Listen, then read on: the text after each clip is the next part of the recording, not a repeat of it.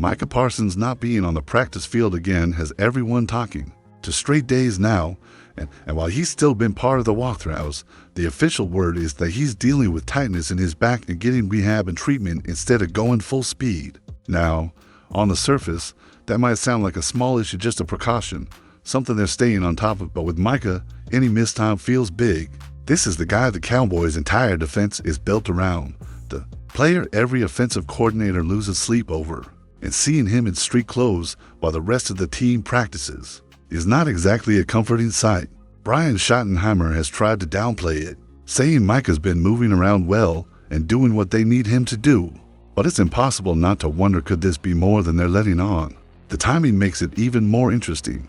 We're not far from the season opener, and the last thing Dallas can afford is to have their defensive leader less than 100% for Week 1, especially with a huge game against the Eagles looming. For fans, this situation triggers the big questions. 1. Is the back tightness really just a minor bump in the road? And 2. Could this be tied in some way to the contract drama that's been simmering in the background? It's no secret Micah's future in Dallas has been a hot topic, and whether the two issues are connected or not, the optics here are hard to ignore. We've all seen players get listed as rehabbing while bigger negotiations happen behind the scenes. I'm not saying that's what's going on, but I am saying that if Micah isn't fully practicing soon, speculation is only going to grow. I want to hear from you. Do you think this is nothing to worry about, just a smart precaution before the season starts? Or are you starting to get concerned that we might not see a fully healthy, fully engaged Micah Parsons in Week 1? Drop your thoughts in the comments, and while you're at it, make sure to subscribe to Cowboys News TV. We're on the push to 16,000 subscribers, and every click helps us keep bringing you the latest updates first. If you thought the Micah Parsons situation was the only headline today, think again, because the Cowboys running back room has officially hit emergency mode. Dallas just signed Malik Davis, and they didn't bring him in to sit and learn the playbook for a week. No, this is a plug-and-play signing. He's expected to get carries immediately, which tells you everything about how thin this position group has become. Injuries have gutted the depth chart. We're talking about a unit that some analysts already ranked dead last in the league before all of this, and now, somehow, it might actually be worse. When you have to sign a guy on Friday, he can suit up on Saturday, you're not in a position of strength, you're scrambling. And it's not just about having someone to take handoffs.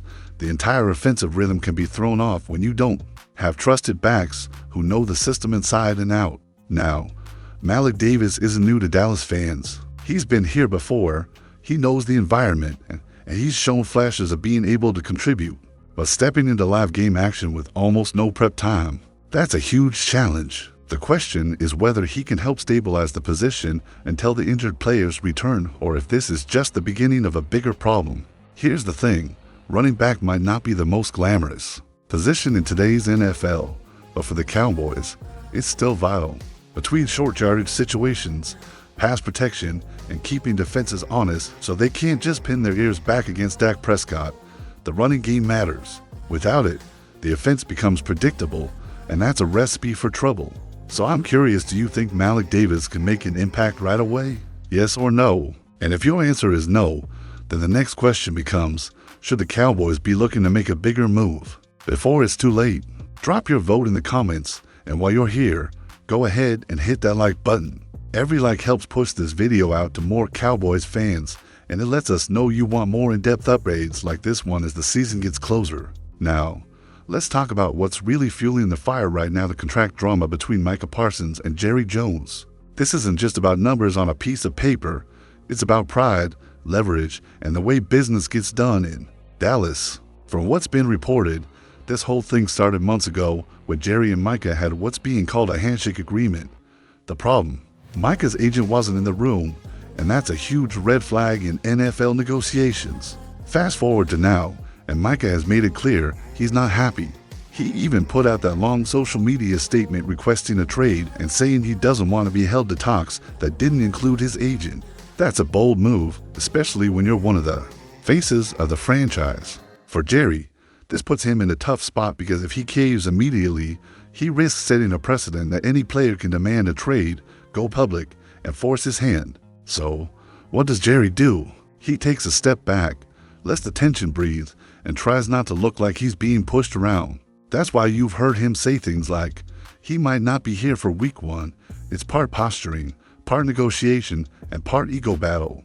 Meanwhile, the locker room and the fans are left in the middle, wondering how this all ends. This isn't just about money, it's about trust, respect, and control. And both Jerry and Micah are stubborn enough to let this play out in the public eye, which makes every practice, every appearance or absence a bigger story than it would be otherwise. Here's the reality. Micah Parsons doesn't want to miss the Eagles game. That's a rivalry he lives for, and it's the kind of stage he thrives on. But the longer this drags out without a deal, the more it becomes a distraction for the entire team. So tell me, whose side are you on in this standoff? Do you think Jerry's protecting the long-term interests of the Cowboys, or should he just pay Micah whatever it takes to keep him happy? Drop your thoughts below, and if you haven't already, hit that subscribe button so you're here when the next update drops. Alright, so how did we get from Micah Parsons as our guy to no official offers, no progress, and public frustration? It comes down to one word: stalemate. Despite all the headlines, there hasn't been a single concrete proposal sent to Micah's camp. That means no real back and forth, no counter offers, nothing to even reject. From Micah's side, that's beyond frustrating. From Jerry's side, it's leverage. Jerry has always been a timing negotiator. He believes in waiting for the moment that benefits the Cowboys most, even if it drags things out. And right now, he may feel like there's no rush. Micah is still under contract, and the season is about to start. The problem is, star players don't think like that. For Micah, every day without movement is a sign of disrespect, and that's where the tension is boiling over. We've seen this before in the NFL. Remember Khalil Mack in Oakland? The team wouldn't meet his demands, the talk stalled, and suddenly he was traded to the Bears. Could Dallas go down that road? It's possible, but it would be a nuclear option. Trading Micah now would mean completely rethinking this defense, because so much of Dan Quinn's scheme revolves around his versatility and pressure. Here's what makes this tricky. If Jerry gives in too soon, it looks like Micah won by going public. If Jerry waits too long, the bad blood could get to the point where Micah doesn't want to be here anymore. And with the Eagles game right around the corner, every day of this stalemate increases the chance that Micah either sits out or isn't mentally locked in. Fans are stuck in the middle, hoping for a quick resolution, but bracing for the possibility that this could drag into the season. And the truth is, even if Micah plays week 1, a fractured relationship doesn't heal overnight, especially when it's played out in front of the world. Would trading Micah now basically mean Dallas is rebuilding? That's the question.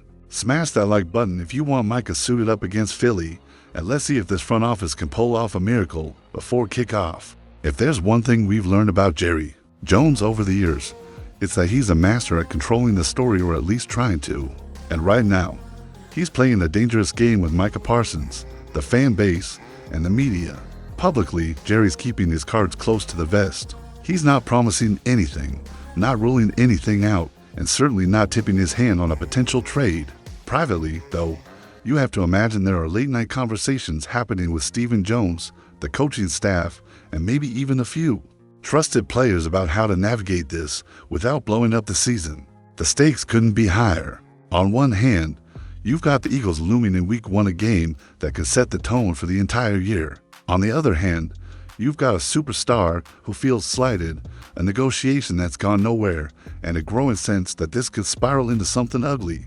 Jerry's history tells us he doesn't like being strong-armed. He's clashed with stars before. Think Emmitt Smith's '93 holdout or Des Bryant's contract drama, and in most cases, he's found a way to eventually make the deal work. The question is, will that happen here, or is Micah's public trade request a line Jerry isn't willing to cross? If you're in Micah's shoes, it's simple.